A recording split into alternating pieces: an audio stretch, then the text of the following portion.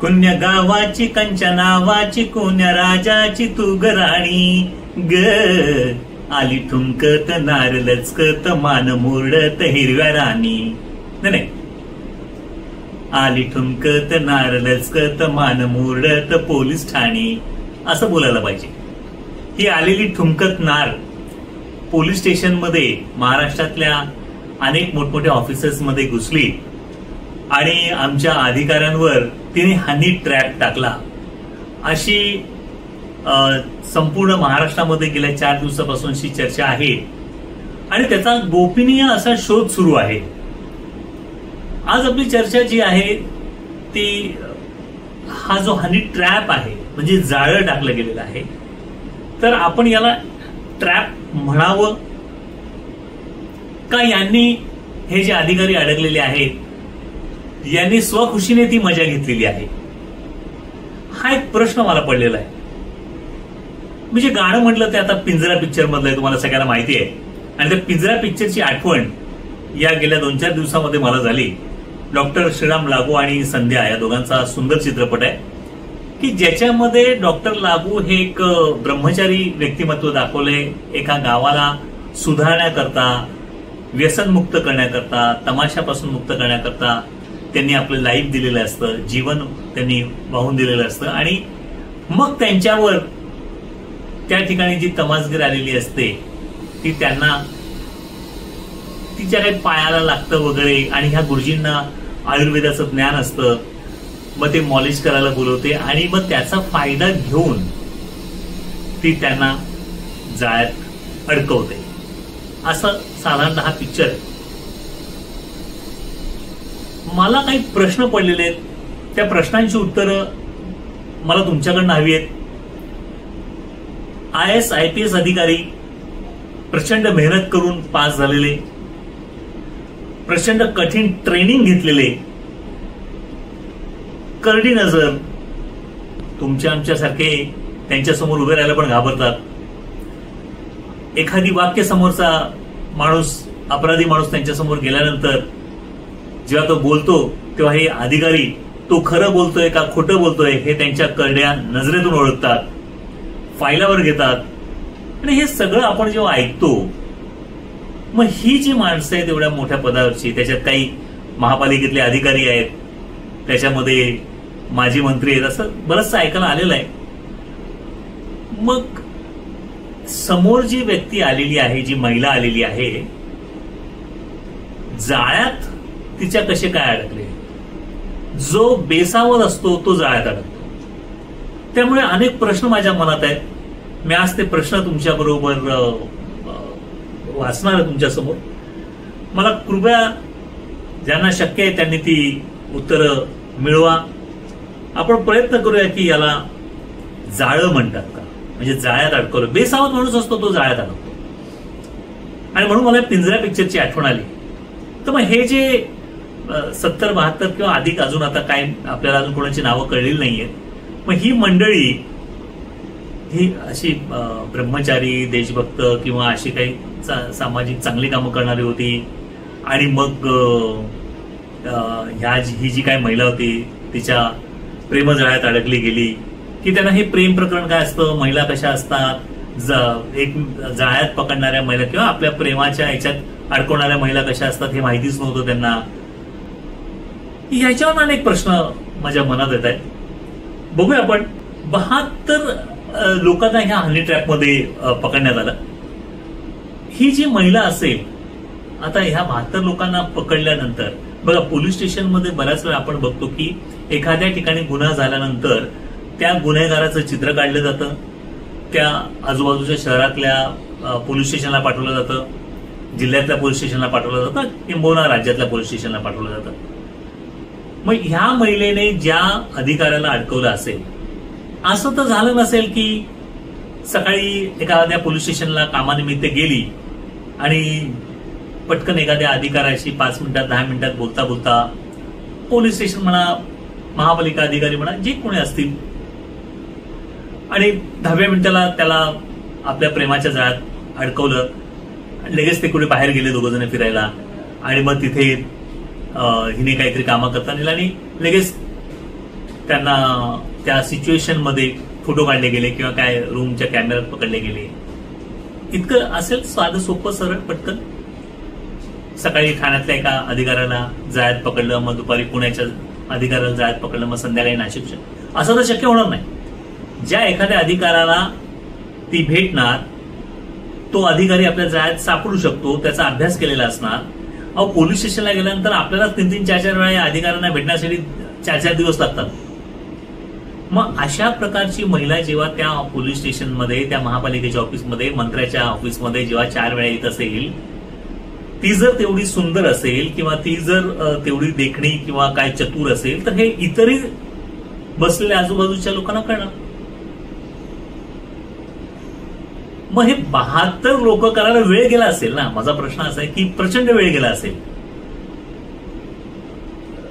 ठाण्याच्या एका अधिकाऱ्याला जाळ्यात टाकण्यासाठी मग ती पहिल्या दिवशी गेली असेल, तो भेटला असेल, भेटला नसेल, मग भेटल्यानंतर त्याच्याशी चर्चा झाली असेल, गोड बोलणं झालं असेल, मधाळ बोलणं झालं असेल, मग त्या अधिकाऱ्याबरोबर फोन शेअर केला असेल, मग स्वतःचे काही फोटो शेअर केले गेले असं कळलं. ह्याला इट टेक्स टाइम ना. म्हणजे ह्या सगळ्या गोष्टीला वेळ लागणार. ते काही 2-4 दिवसाचं काम नसेल. ती सातत्याने येत असेल. जेव्हा अधिकारी असेल त्याच्या आजूबाजूचे पोलीस स्टेशनमधील लोकांनी तिला बघितलं असेल. मग प्रश्न असा आहे की हे तिने मॅनेज केलं कसं? बरं, पहिला अधिकारी किंवा जे काय कोण पकडले गेले असतील, शेवटी तुम्ही IAS IPS अधिकारी मोठ्या पदावरचे असल्यानंतर जिथे तुमच्याकडे समोर उभं राहायला सर्वसामान्य माणूस घाबरतो, तिथे ही महिला घाबरली नाही. याचा अर्थ या पाठीमागे अजून कोणी आहेत का? हा एक मला प्रश्न पडलाय की हे कसं शक्य. 72 लोक होईस तोपर्यंत.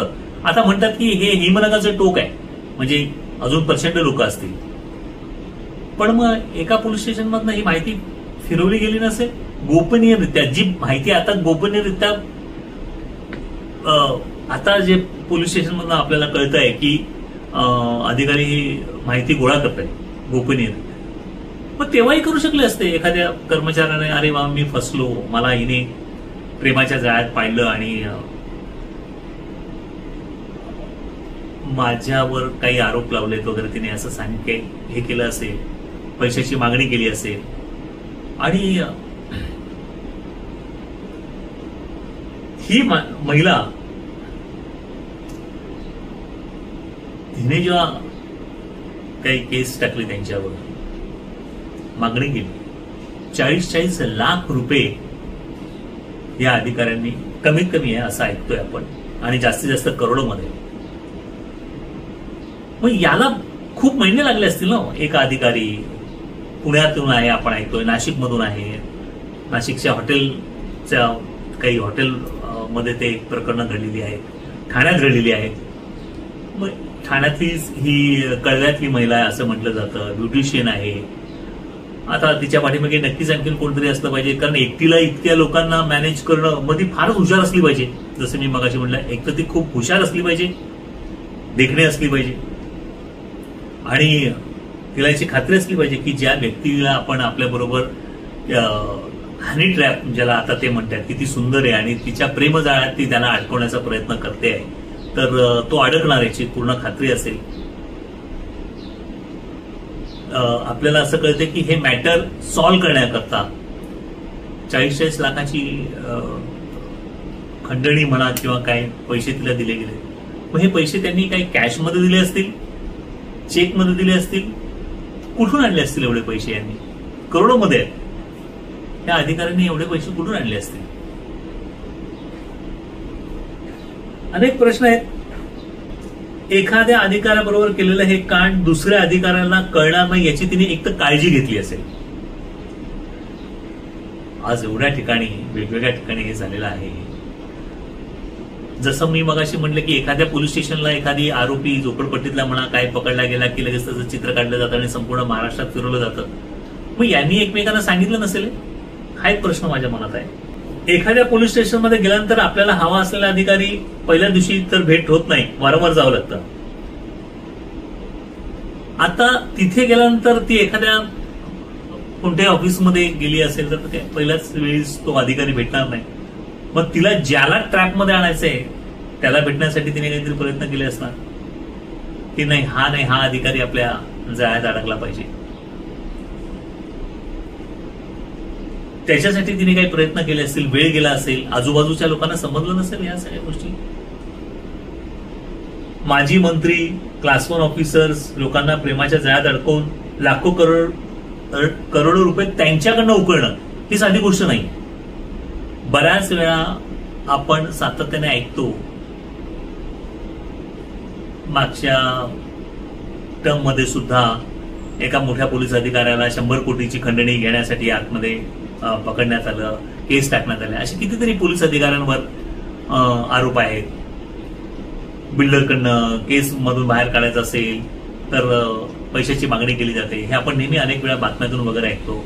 मंत्र्यांचा ऐकतो, हजारो करोडचा घोटाळा केलेला आपण ऐकतो.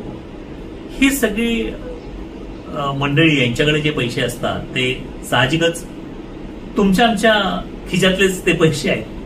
पण ह्या मंत्र्यांच्या आणि ह्या पोलीस अधिकाऱ्यांच्या खिशातून पैसे काढणं आणि ते एवढ्या मोठ्या प्रमाणावर म्हणजे हा एक प्रश्न पडतो की कसं काय शक्य आहे एवढ्या क्लास 1 ऑफिसर्स त्यांच्याकडनं हे पैसे काढणे.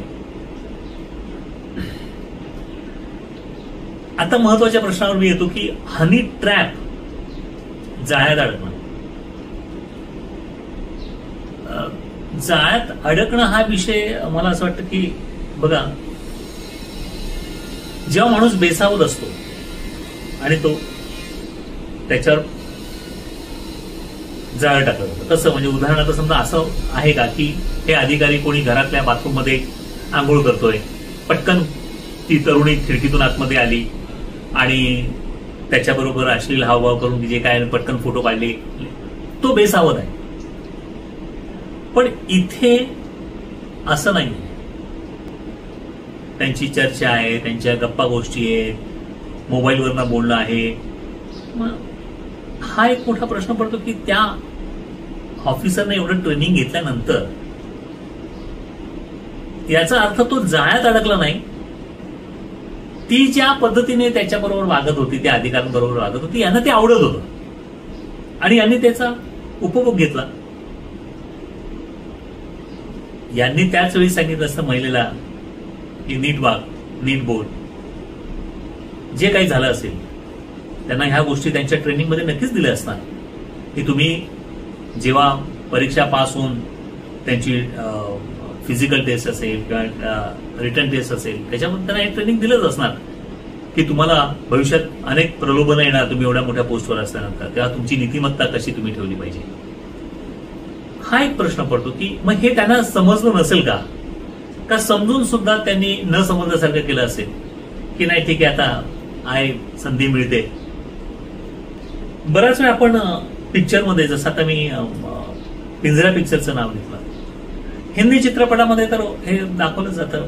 कितीतरी असे आहेत या महिला अशा पद्धतीने करतात. हे चित्रपटामध्ये बघितलं जातं. म्हणजे हे न कळणे इतके ते तर नक्कीच, किंवा आताचा तेवढा जमाना नाही की बाबा जसं श्रीराम लागूने त्या याच्या चित्रपटामध्ये जी भूमिका, सात्विक भूमिका केलेली आहे, आता तर तसं न करण्यासारखं नाहीच आहे ना. म्हणजे आता जे आपल्याकडे डिजिटल सगळ्या गोष्टी आहेत किंवा चित्रपटाच्या माध्यमातून ह्या गोष्टी आपल्याला कळतात की समोरच्या व्यक्तीचं त्याच्या पाठीमागचं इंटेन्शन काय हे लगेच समजतं.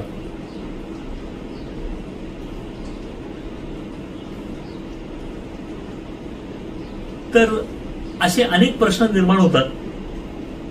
ह्या सगळ्या अधिकाऱ्यांनी इतके महिने, म्हणजे हे काही अगदी काल परवाचं उदाहरण नसणार की याच्या पाठीमागे बराच कालावधी गेला असेल. तिच्याबरोबर अनेक लोक सहभागी असतील. नाशिकचं आपल्याला साधारणतः कळतंय की कोणी तो हॉटेल मालक आहे, तो लायझनिंगची कामं करत होता आणि मग त्याच्यातून या अधिकाऱ्यांना बोलवून, अधिकाऱ्यांनी तर मजा केलीच, त्याच्या बदल्यात त्यांनी काही दिलं का, शिवाय त्यांनी पैसे पण त्या महिलेला केस होऊ नये आपल्यावर म्हणून लाखो रुपये दिले गेले. हे प्रश्न निर्माण होतात की हे लाखो रुपये आणले कुठून. मग ह्या सगळ्याचा तपास शासनाने केला पाहिजे. ही तुमची आणि माझी, एक पत्रकार म्हणून तर हे प्रश्न विचारणं गरजेचंच आहे. इथे सर्वसामान्य माणसाला 2 वेळेचं खाणं कठीण आहे हो. ठाण्यासारख्या शहरामध्ये आज परिस्थिती अशी की एक ठाणे शहर पूर्वी खूप छान होतं 20 वर्षापूर्वी, पण नंतर जेव्हा या ठाणे शहराची प्रचंड मोठ्या प्रमाणामध्ये वाढ झाली, आता तर 60-60 मजली इमारती होत आहेत आणि त्याच्यातून जेव्हा मोठ्या प्रमाणात ठाण्यात अर्थार्जन व्हायला लागलं, मग ह्या बिल्डरांना धमक्या देणे, बिल्डरांकडनं पैसे उकळणे. आता 8-10-15 दिवसापूर्वी ठाणे शहरातील माजी नगरसेवक सुहास देसाई यांनी तर आरोपच केला की महानगरपालिकेतले अधिकारी 300 रुपये पर स्क्वेअर फुटा मागे ह्या बिल्डरांकडनं घेत आहेत. तर हा सगळा प्रकार जो आहे पैशासाठी चाललेला, की प्रतिस्पर्धी जो आहे त्याला नामोहरण करण्याकरता या गोष्टी करणं, बाई बाटलीचा वापर करणं. प्रश्न असा आहे की हनी ट्रॅप म्हणून ही माणसं जर स्वतःला साळसूत समजत असतील तर ते चुकीचं वाटतं. की आता ते दिवस राहिलेले नाहीत की आम्ही खूपच सभ्य आहे आणि आम्हाला हे काही प्रकार असे असतात आम्हाला काही माहितीच नव्हतं.